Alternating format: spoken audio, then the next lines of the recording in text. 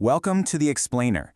Today we're diving headfirst into the architectural blueprint of a truly fascinating, highly modular Coq script called OMI-PI-Proof.v. Now, for the formal logic students joining us, you know exactly the massive headache we're dealing with here. Bridging the gap between perfectly discrete geometry and continuous real numbers? Yeah, it's notoriously tricky, literally one of the hardest tasks in all of type theory. I mean, one floating point error or just one loosely verified axiom, and your entire proof collapses into absolute meaningless noise. So today, we're going to unpack exactly how this elegant script pulls off the impossible. We'll see how it moves from finite exactness to a deterministic projection of pi, completely dodging those usual pitfalls of approximation along the way. We're actually going to start right out of the gate with the author's own code comments, which set some incredibly rigorous rules for the game.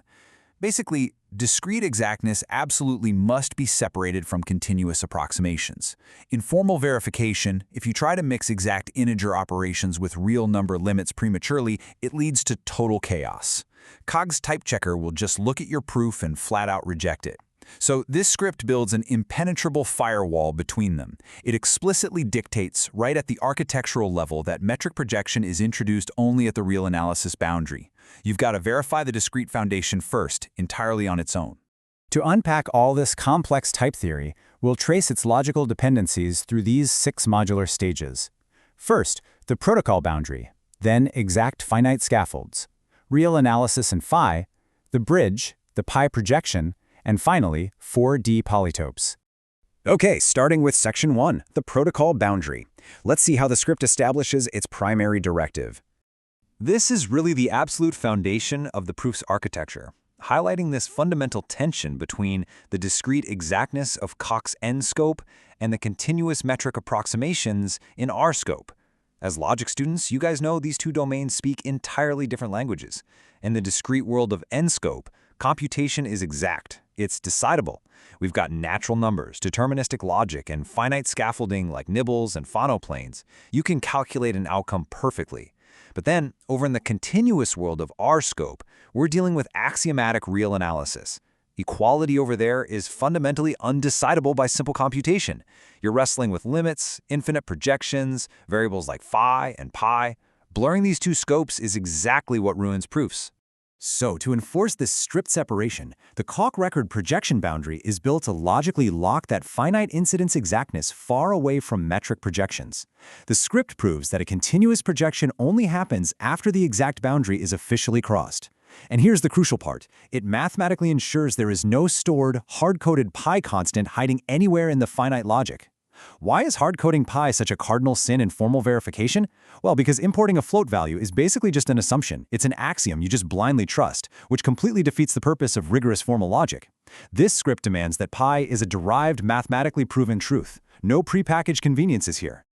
Moving on to section 2, exact finite scaffolds. Let's look at the deterministic finite structures that act as our foundation.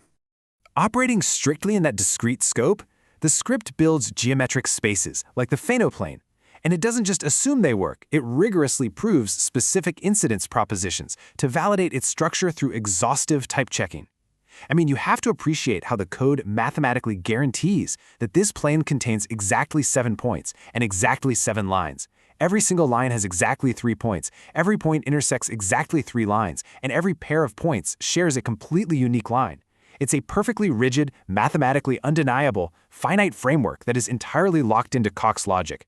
And within this discrete space, records like diagonal closure maintain perfectly exact states just using basic integer arithmetic and XOR operations. For example, the script tracks subsets of values, like a D+ and D- closure. Using computational reflection, it proves that their XOR logic always collapses cleanly to 0. It's honestly like a perfectly executed magic trick. Every single bit cancels out perfectly, leaving nothing but an exact 0 state. Meanwhile, there's sums reliably balanced to exactly 30. It's a deterministic state machine humming along flawlessly in the background, proving its own stability at every single step. All right, section 3, real analysis and phi. Now we're shifting scopes into the real analysis boundary, stepping into the continuous world to introduce the golden ratio phi. Now, a lesser, maybe lazier script might just import a floating point value for phi and call it a day. But this one, it does something far more elegant. It actually defines phi recursively in the continuous scope and rigorously proves its convergence. It defines an OMI-phi witness that satisfies the classic quadratic equation x squared equals x plus 1, where x is strictly greater than 0. Descript sets up this iterative step function, proving step by step that the distance between any finite iteration and the true infinite limit of phi is strictly bounded by a precise error formula. That is a massive architectural achievement, defining continuous values totally from scratch. So, the million-dollar question for us logic students now becomes, how exactly do we bridge this continuous real analysis back to our deterministic finite scaffolding? We have exact, finite integers on one side and infinite converging real limits on the other. How on earth do they talk to each other without violating that strict protocol boundary we were just talking about? Which brings us to section 4, the bridge. This is the absolute climax of the proof. The BQF bridge-at definition maps out this functional pipeline. Let's trace how it builds a continuous outcome from discrete steps. It takes discrete inputs and applies a selector modulo 7, pulling directly from our 7-point phonoplane we proved earlier. Then, it applies a local selector modulo 240. And from these purely finite basic integer operations, it computes a bridge phase and a projection denominator. These finite outputs are explicitly designed to dictate a continuous phase schedule across the boundary. The BQF bridge record really embodies this translation. It takes those finite integer inputs from the exact geometry to drive what the script calls the diagonal accumulator race. Conceptually, you can think of this like mechanical linkages turning like gears. The small 7-point finite clock turns the much larger 240-state gear. It tracks the orbit, the Fano 7 state, the local 240 state, and a cross computation. This record is the perfect mechanical linkage between the exact scope and the real scope. It dictates exactly when and how the continuous limits are fed their next inputs. Section 5, the pi projection. With our mechanical bridge fully established, we finally hit the payoff. The script brilliantly proves that the alternating signs dictated strictly by the discrete diagonal accumulator race mathematically converges to Cox's actual axiomatic pi. This is it. This is the crucial takeaway of the entire architecture. The script takes the binary off and on states of our discrete XOR scaffolding, that deterministic toggling between the D+ phase and D- phase, and uses them as the actual rhythmic engine to drive an infinite series. It takes those discrete states and maps them perfectly to the alternating +1 and -1 signs needed for an infinite projection series. The script mathematically proves, without a shadow of a doubt, that the limit of this specific diagonal accumulator series equals Cox's native real pi.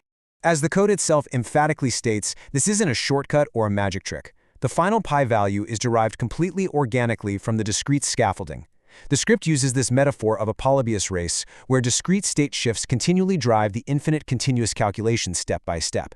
It proves that OMI pi is inherently bound between 3 and 4, calculates the exact partial error bounds, and shows that pi is a fundamental emergent property of these interacting finite systems. It is quite literally building infinity out of finite building blocks. Section 6, Symmetry in 4D Polytopes. For a bit of a mathematical post-credit scene, the script extends these balancing principles to 4D objects. Using the exact same discrete type theory scaffolding, it verifies incidence logic for massive, higher-dimensional shapes. Look at this comparison for a second. Notice how the numbers perfectly invert? This perfectly illustrates the duality in formal logic. The 600 cell, represented by the Schlafly symbol 335, contains 120 vertices and 600 cells. But when you flip the incidence logic, just like balancing our XOR gates earlier, the symbol inverts to 533, creating the dual 120 cell, balancing perfectly with 600 vertices and 120 cells. The finite rules governing the architecture dictate this perfect 4D mirror image. The proof even goes as far as proving that the 8 vertices of the triacus tetrahedron act as a perfectly balanced centerline between the 5-cell and 24-cell structural families. By proving simple relationships like 4 + 4 = 8, where the primitive tetrahedral unit provides 4 vertices, the script logically grounds incredible 4D symmetry directly into simple, verifiable integer arithmetic. I mean, really think about that for a second. Mind-bending, higher-dimensional symmetry is mathematically anchored by primary school integer addition, all verified inside Cox's unyielding logic engine. This elegant Cox script is an absolute masterclass for formal logic students.